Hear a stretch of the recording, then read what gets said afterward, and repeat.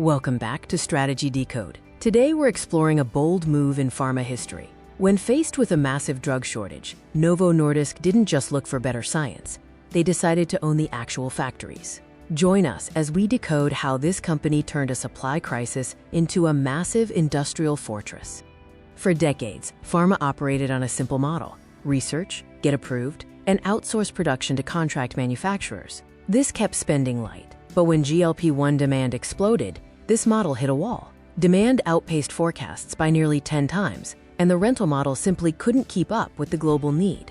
The real bottleneck wasn't the science, it was floor space. Producing GLP-1 drugs requires specialized, sterile facilities. With fewer than 20 sites worldwide certified for this complex work, floor space became more valuable than the drugs themselves. In this race, the scarcest resource was a factory. To solve this, Novo Nordisk made a massive shift. Instead of waiting years to build new facilities, they used their profits to buy existing ones. By acquiring Catalent and its key sites, they compressed years of construction and regulatory hurdles into a single, decisive $11 billion deal. This is vertical integration. Rather than buying from suppliers and hoping for stability, Novo Nordisk became the supplier. By owning the single most bottleneck step in their manufacturing process, they ensured that nothing outside their direct control could slow them down or squeeze their margins.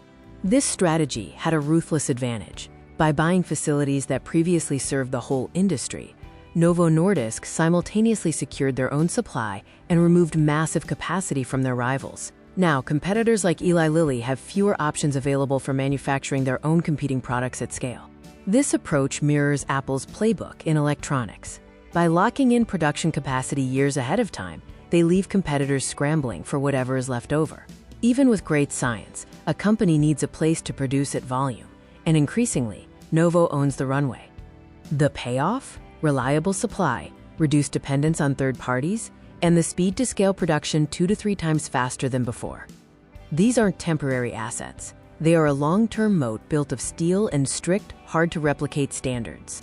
This vision was driven by Lars Fruergaard Jørgensen. Over his 8-year tenure as CEO, he oversaw a near tripling of the company's value. His real edge was having the conviction to invest billions in hard assets, while others were focused only on immediate sales. However, no fortress remains unchallenged forever. By mid-2024, rising competition, pipeline setbacks, and pricing pressure began to impact the company. As the market environment shifted, the foundation pushed for a change in leadership to maintain momentum. In August 2025, Messier Mike Doustar was named CEO, marking the start of a new chapter. With former CEO Lars Fruergaard Jørgensen joining the board, the company aims to sharpen its strategy and defend its market position against a more aggressive, competitive field. As for Jørgensen, he is now applying his experience to public policy. By chairing Healthcare Denmark and joining the central bank board, he is shifting his influence from the corporate level to a national one, proving his expertise reaches well beyond the walls of one company. The lesson is clear. In a fast-moving market, owning the boring, essential infrastructure is a powerful competitive advantage. If this video helped you think differently about business strategy, hit the like button and subscribe to Strategy Decode. Thanks for watching, and see you in the next video.